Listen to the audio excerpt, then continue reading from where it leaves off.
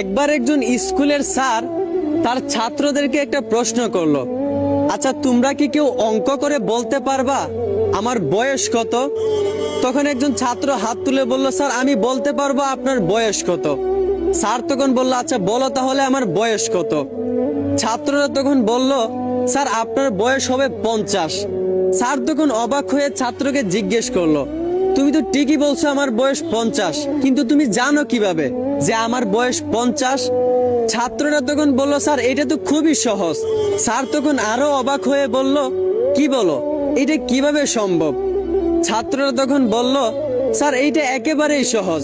আমার বাড়িতে আমার একটা ভাই আছে, আমার ভাই হচ্ছে হাফ পাগল আর তার বয়স হচ্ছে 25, আর আপনি হচ্ছেন একটা পুরো পাগল, তাই ভাবলাম আপনার বয়স 50। আমার ভাই হচ্ছে হাফ পাগল, তার বয়স যদি 25 হয়, আপনি তো একটা পুরো পাগল, তো আপনার বয়স তো অবশ্যই 50 হবে। স্যার তখন রাগান্বিত হয়ে বলল, কি বলে এসব, আমাকে তোমার কোন দিক দিয়ে পাগল মনে হয়? ছাত্র তখন বলল, স্যার আপনি যদি পাগল না হন তাহলে আপনার বয়স আমাদেরকে অঙ্ক করে বলতে বললেন কেন? আপনার বয়সের সাথে অঙ্কের সম্পর্ক কি? এই গল্পটা আপনাদের কাছে হাস্যকর মনে হতে পারে, কিন্তু আসলে এটাই বাস্তব। অনেক শিক্ষিতরা আছে যারা একটা পাগল।